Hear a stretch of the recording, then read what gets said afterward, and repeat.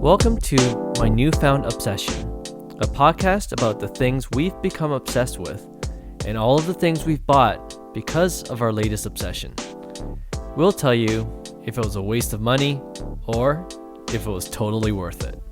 I'm Clark Kim, your host, and joining me today again is Cossa, who became obsessed with finding a board game that was better than his current favorite, Settlers of Catan. Hey Cossa, welcome back. Thank you. Thanks for having me.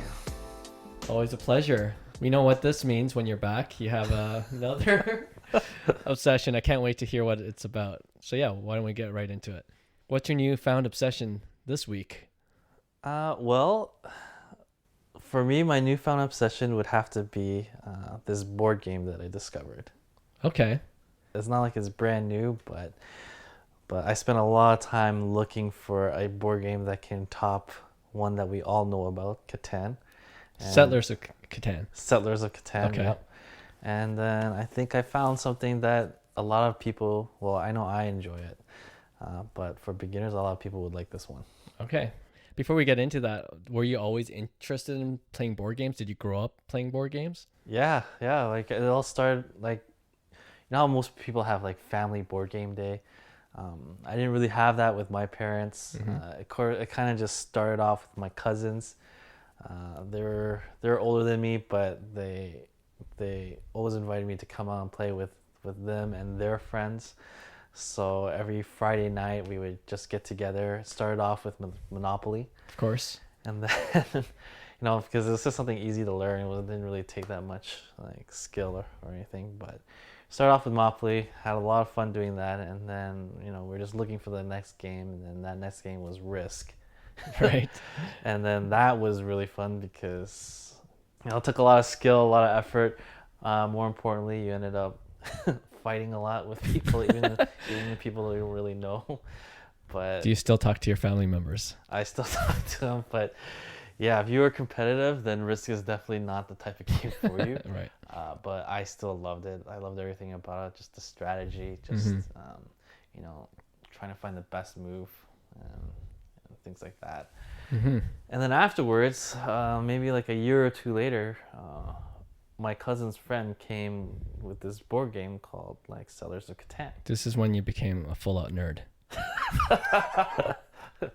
Listen, I like to whatever people are into, and if there's a reason for it, you know, I will dabble in it. You know? Okay, fair enough. I don't play Catan, but I know my wife does, and she's a big fan. Yes. Yeah, I played with her too, and it's a great game. And that was the game. And this keep in mind, this was maybe like 20 years ago when I first started playing Catan. Is that old? It's that old. Okay. Like, you know, there's games that you get bored of, but for some reason, then, you know, Catan, I just was never really bored of it. Yeah, it's a popular game. It is. So then, you know, like I haven't played with my cousins in a long time, and, you know, I've been playing with like some of my friends that I have now, and it got me thinking, like, you know, this can't just be it. Like, it can't just be Catan. Like, there has to be something else that's out there that could be just as good or something. So yeah. You know, after just thinking about it, I just started like wondering what it was. So I did a lot of research. I went through the internet, so, you know, top 10 board games or board games that are better than Catan. And then I was just looking through reviews, what people were saying. And then the general consensus came towards this game called Small World. Small World. Yes, Small World. It's very interesting. You know, go ahead. I just realized you have a lot of time on your hands to do this kind of research. And one day think that, I wonder what game could be Catan. Hey, listen, just because I work in government, all right, doesn't mean that I have a lot of time on hands. I'm just envious, I guess. But Small World, like, what kind of game is Small World? Is it a strategic game like Catan? Is that what drew you to the game, or? It is. It's like when I was looking for a game, I didn't want a game that would take too long. I wanted a game that would be easy to explain for new people who haven't played board games in a while, or are new to board games in general. And I also wanted a game that had some kind of skill set or you had to have some kind of strategy in order to win.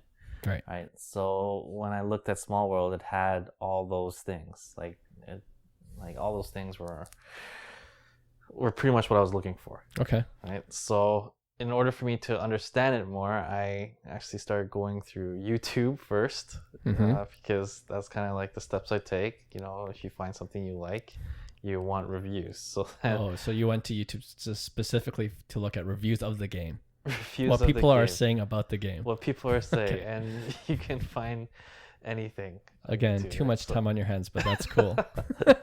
So after like 5 reviews, each of them like say 5 to 7 minutes long, I was like, okay, yeah, I think I kind of get the idea. But I still wasn't there yet. I wasn't ready to buy the game. So I needed something more. I wanted to see how it was like. Nobody I knew had it.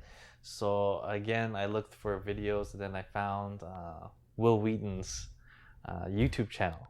Wil Wheaton is the guy from Star Trek. The guy from Star Trek, Bang the guy Theory. you see from Big Bang Theory. Right, okay. And it just happened to be reviewing this board game. Oh, interesting. And he was playing it live, not live, but he was recording a session of him playing it with his friends. And the thing was freaking like 30 minutes long. Yeah. I still watched the entire thing. I had to watch the entire thing just to see how it started and ended, and then after that I was convinced, and then I ended up buying the game. Okay. Right from there. So now that you got Wil Wheaton's stamp of approval, what did you think about the game yourself when you actually started playing? Okay, so when I actually opened the box, and it was pretty cool, because what I like about this game is that it customizes itself depending on the number of players that are playing. Okay. So you can only play up to 5 players. What's the minimum number of players? 2, I guess? 2. Yeah. So which is good too, because not a lot of board games you can actually play with just. Well, actually, no, you can probably play with a lot. But this one, what I like about it is because the board game, you can actually shrink it for 2 people. Oh, I see. That it makes it look like you're kind of playing 4 or 5 players. Got it. Right.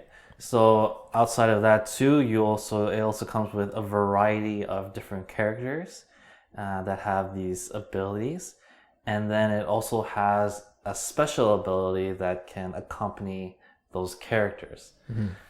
So this is kind of what makes it different every time you play. Kind of like how Catan, the board game, can change. For this one here, instead of the board game changing, it's like the characters and their abilities. Right? Oh, I see. So the point of the game is how you win is after a certain number of rounds, whoever has the most amount of coins wins the game. How do you get coins? You get coins for every territory that you occupy. Okay. And what's great about this game too, that's different from Catan, is you can actually attack people. Right? So you attack people by taking over the territories that they currently own. And another thing that I like about this game is there's no dice. So you're not rolling for a turn, so you're not rolling to get a certain number of like cards or whatnot. You simply, if it's your turn, you go. There is a dice though for, at the end, if you just don't have enough people to take over a territory, there's a dice from 1 to 3 that'll just give you like a random chance. It's like a chance dice for you. So it keeps the game interesting. It's a great game for like anybody who's new to it.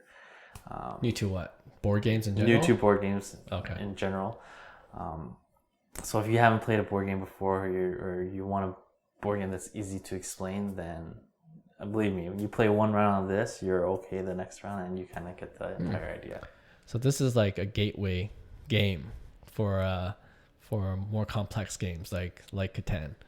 Catan's not actually that difficult, but if you like this game, then you will like Catan. If you like Catan and are looking for something different, then this is the game you should buy.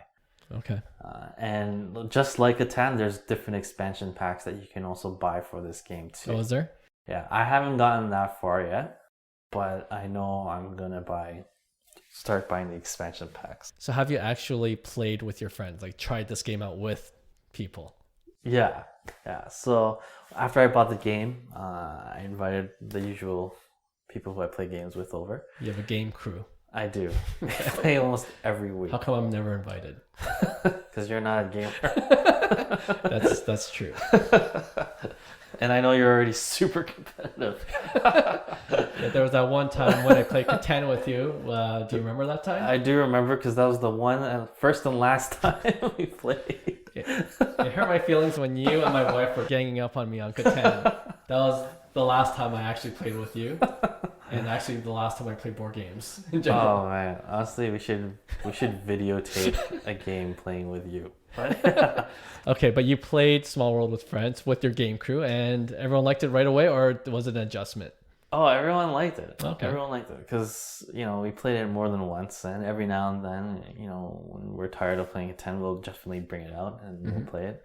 And it's fun too because, you know how I said, like, if you like Catan or you like Risk, this is, almost like the best of both worlds because you can attack people. And sometimes that's what the fun of playing board games is trying to bring your friends down, right? So it gives you that ability to you can gang up on somebody. You can try and take all their territories. I just love taking things away from people. It's what makes board games fun. Right. So if you enjoy that kind of stuff and that kind of strategy, then yeah, you're gonna like this game for sure. Okay. How long does a typical game last? Is it long like Monopoly where it takes forever, or? No, and I think that's also what's great about this game too, is it doesn't take long at all. There's only, though depending on the number of players, there's only a certain number of rounds. After the rounds are done, then the game ends. And typically I'd say about maybe max maybe 40 minutes. Okay, yeah. Not bad. Yeah, so, and once you know all the characters, all the abilities, it kind of just go. You're not reading up on like, should I pick this? Or the rules. Yeah. Once you're familiar, obviously like with any other game though, but it's not one of those games that'll take too much of your time. Okay. Yeah. Cool. Yeah. So it sounds like you highly recommend this game. Oh yeah, I definitely do. Until there's another one. We'll see. I'm sure you have enough time to look for that next game. And then we'll have you back on again. We'll see. All right, cool. I would appreciate you maybe inviting me next time. Maybe, if... Oh, you mean Lisa doesn't tell you? I'm going to have to speak to my wife. Thanks so much for listening to My Newfound Obsession. And we hope you subscribe to our podcast to hear more about our latest obsessions. And if you're interested in checking out any of the products we've mentioned in this episode, we made it real easy for you to find on our website at mynewfoundobsession.com. Till next time, take care.